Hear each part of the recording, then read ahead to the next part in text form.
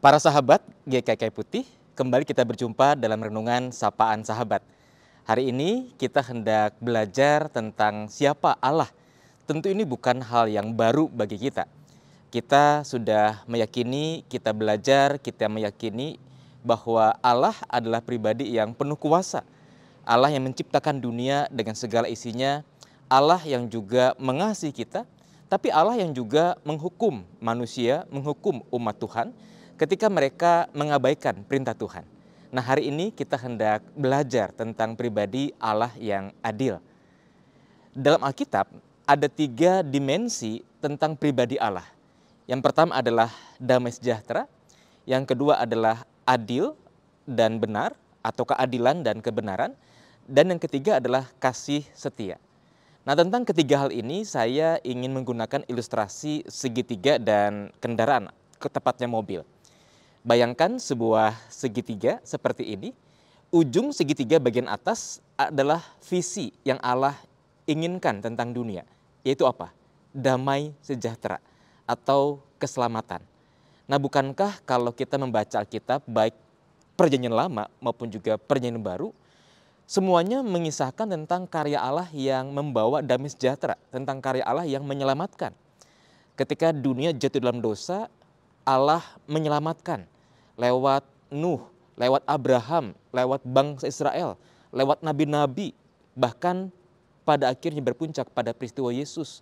Allah ingin dunia itu diselamatkan. Itulah visi Allah, damai sejahtera. Nah, sisi segitiga bagian bawah ada 2 titik di bagian bawah. Ini bisa kita gambarkan seperti sebuah mobil, kendaraan. Kendaraan mobil punya sepasang roda di sebelah kanan, sepasang roda di sebelah kiri. Dan kendaraan tersebut sedang pergi, sedang melaju menuju tujuannya, yaitu apa? Damai sejahtera. Nah, hari ini kita akan belajar sisi sebelah kanan, yaitu tentang pribadi Allah yang adil. Allah yang adil itu yang seperti apa sih? Allah tentu sadar bahwa manusia yang diciptakan lengkap dengan kehendak bebas, punya potensi untuk melakukan apa yang merusak, punya kemungkinan untuk memilih apa yang salah, sebagaimana yang telah terjadi dalam peristiwa di Taman Eden. Ketika kebebasan itu kemudian membuat Hawa dan Adam suaminya memilih untuk melanggar perintah Tuhan. Nah, pelanggaran terhadap perintah Tuhan tidak lantas dibiarkan oleh Allah. Ada hukuman, ada sanksi yang dialami oleh manusia pertama.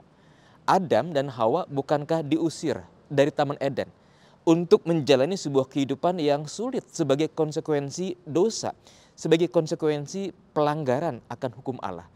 Itulah keadilan Allah. Keadilan Allah bicara soal kerinduan Allah agar manusia hidup selaras dengan apa yang Tuhan mau. Sehingga Tuhan memberikan hukum, Tuhan memberikan perintah, Tuhan menyampaikan pesan, Tuhan juga memberitahukan apa yang menjadi kehendaknya.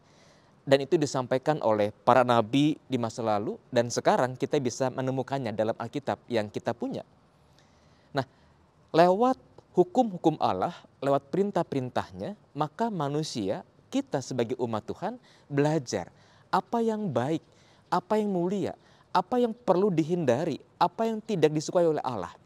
Sehingga kita diajak untuk hidup benar, kita diajak untuk hidup menaati apa yang Tuhan mau.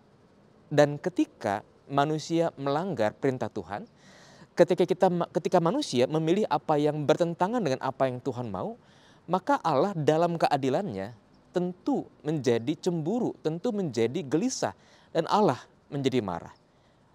Penghukuman terhadap bangsa Israel ketika mereka tidak taat kepada Allah lewat penaklukan bangsa Asyur kepada Israel Utara, penaklukan Babel kepada Israel Selatan, mau mengatakan bahwa Allah adalah pribadi yang adil.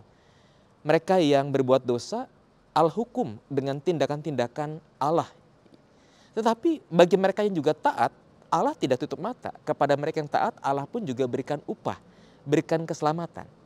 Nah, para sahabat, ketika kita mengenali sisi yang pertama dari pribadi Allah, yaitu Allah yang adil, maka kita diajak untuk melakukan beberapa hal. Pertama adalah kita diajak untuk bersyukur. Bersyukur atas apa? Bersyukur karena kepada kita Allah sudah memberikan panduan apa yang baik, apa yang menjadi kehendak Tuhan, apa yang menjadi firman Tuhan. Kita bisa pelajari itu, kita bisa membaca itu dalam Alkitab yang sudah kita punya.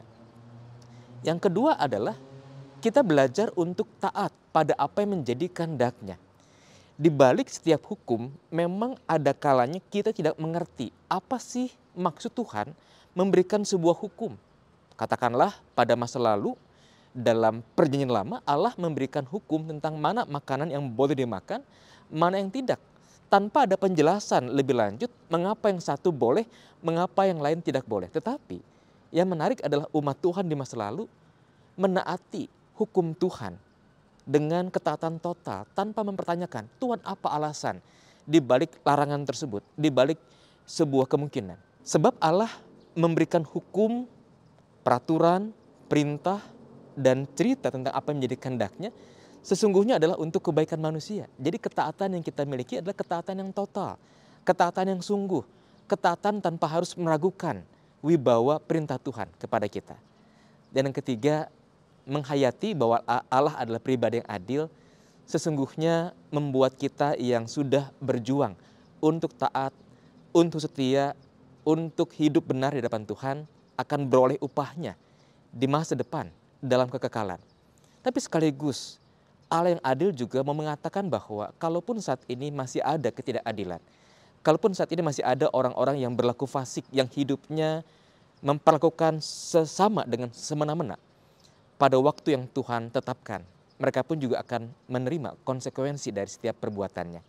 Nah, karena itu sebagai pribadi-pribadi yang telah menghayati bahwa Allah adalah Allah yang adil, mari hidup benar di hadapan Tuhan. Karena Allah bukanlah pribadi yang menutup mata terhadap segala peristiwa. Allah dalam kesabarannya sungguh menantikan kita bertobat. Allah dalam kesabarannya menantikan kita hidup benar. Sehingga penghakiman Tuhan kelak akan berlaku. Bagi yang taat, setia, memelihara iman, kita beroleh jaminan hidup kekal. Tapi bagi mereka yang mengabaikan iman percayanya, yang juga berbuat sesuka hati, kuasa penghakiman Allah yang adil itu juga akan berlaku kepadanya. Selamat menjadi pribadi-pribadi yang berkenan kepada Allah yang adil. Kiranya Tuhan memberkati sahabat. Sahabat, kita sudah diberkati oleh renungan firman Tuhan. Karena itu jangan lupa subscribe channel Sahabat GKK Putih. Tekan tanda lonceng agar kita mendapatkan pesan ketika video renungan yang baru telah hadir. Dan jikalau para sahabat berkenan, silahkan menyampaikan link video ini kepada sahabat, keluarga, teman, maupun juga setiap orang yang sahabat berkenan. Tuhan memberkati kita.